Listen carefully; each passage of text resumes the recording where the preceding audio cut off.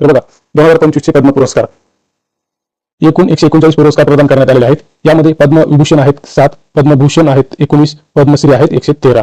तर बघा मित्रांनो 139 पुरस्कार प्रदान करण्यात आले यावर्षी। यामध्ये पद्मभूषण 7, पद्मभूषण 19, पद्मश्री 113, यांची संख्या टोटल आहे 139। तर मग आता मगाशी तुम्ही म्हणला असाल की बाबा 120 च्या समोर ही संख्या जात नाही, तर यामध्ये बघा विदेशी आणि मरणोत्तरची संख्या किती आहे, जवळपास 23 आहे। तर ही संख्या मिळून टोटल झालेली आहे 139। तर यामध्ये महिला विजेत्या किती आहेत पुरस्कार प्राप्त, 23 महिलांना आणि 10 विदेशी पुरस्कार पद्म पुरस्कार प्रदान करण्यात आलेले, 13 मरणोत्तर। या काही महत्त्वाच्या बाबी आहेत त्या जाणून घेणे गरजेचे आहे। तर पद्मविभूषण पुरस्कार विजेते 2025 मधले सर्वोच्च दुर्वर नागेश्वर रेड्डी यांना मेडिकल फील्डमध्ये हा प्रदान करण्यात आलेला आहे। त्यांचं विश्वप्रसिद्ध गॅस्ट्रोएंटरोलॉजी तसेच मास्टर एंडोस्कोपिस्ट पुरस्कार 2000 प्रदान झालेला आहे।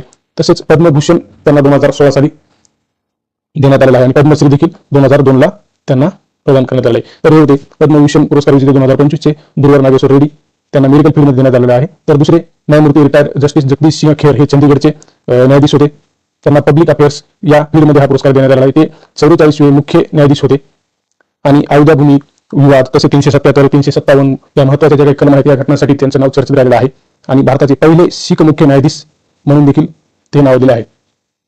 आणि तिसरे आहेत कुमुदिनी रजनीकांत लखिया, यांना कला विभागामध्ये हा पुरस्कार प्रदान करण्यात आलेला आहे। ते आहेत गुजरातचे आणि त्यांची कथक नृत्यांगना तसेच पद्मश्री 1987 ला, पद्मभूषण 2010 आणि संगीत नाटक अकादमी पुरस्कार 1982 ला देखील त्यांना प्रदान केलेला आहे। तसेच कालिदास सन्मान 2002 ते 3 आणि चौथे आहेत लक्ष्मी नारायण सुब्रमण्यम, हे कर्नाटकचे आहेत, यांना कला विभागामध्ये हा पुरस्कार प्रदान करण्यात आला। ते विश्वप्रसिद्ध व्हायोलिन वादक म्हणजे ग्लोबल म्युझिक फेस्टिवल संस्थापक देखील आहेत। तसेच पद्मभूषण प्राप्तकर्ते देखील आहेत 2001 सालीचे।